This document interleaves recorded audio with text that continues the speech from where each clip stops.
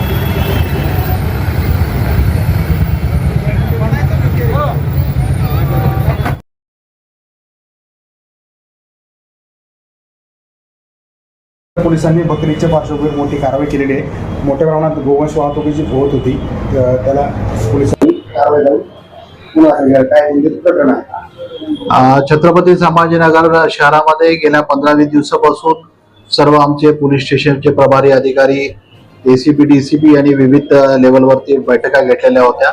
मौलवांची देखील बैठक घेतलेली होती आणि त्याच्यामध्ये आवाहन केलं होतं की गोवंशाची अवैध वाहतूक, कत्तल, त्याचबरोबर अनधिकृत कत्तलखाने शहरामध्ये उभे राहिले नाही पाहिजेत।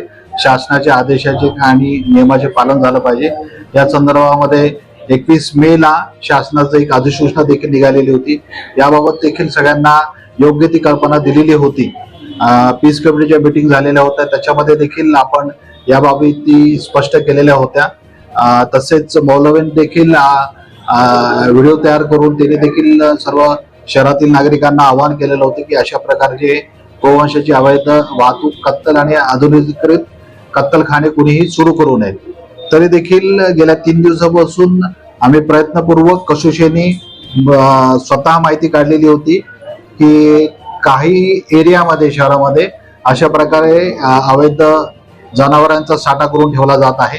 त्या अनुषंगाने जिंसी पोलीस स्टेशन मध्ये विशेषतः मोठ्या प्रमाणावरती जनावरे ही जमा झालेली आहेत आणि तो एरिया पण स्पेसिफिक आम्ही शोधून काढलेला होता आणि आज दुपारपासून साधारणतः 2 वाजल्यापासून आमचे DCP crime branch Mohite DCP zone 2 Ratnakar Navale, माझे 2 एसीपी, 5 PI आणि जवळपास 250 अंमलदार यांच्या मदतीने आम्ही कोम्बिंग ऑपरेशन राबवलं, ज्याच्यामध्ये आम्हाला जवळपास 131 जनावरे गोवंशाची प्राप्त मिळून आलेली आहेत आणि आम्ही त्यांना मध्ये 8 आरोपींना आम्ही या संदर्भामध्ये ताब्यात घेतलेला आहे आणि गुन्हा दाखल करून पुढील कायदेशीर कारवाई करत आहोत.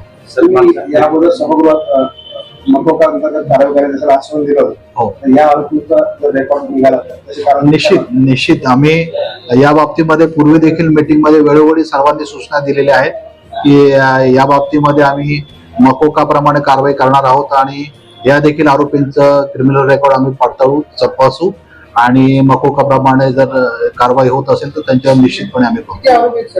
8 आरोपी सध्या त्याच्यामध्ये निष्पन्न आहेत, परंतु आणखीन ह्याच्यामध्ये यांना फायनान्स करणारे, यांना सपोर्ट करणारे किंवा ह्याच्यामध्ये या चेनमध्ये आणखीन कोण कोण आहेत त्यांना देखील आम्ही निष्पन्न करून या सगळ्यांना ह्याच्यामध्ये कायदेशीर आम्ही अटक करू.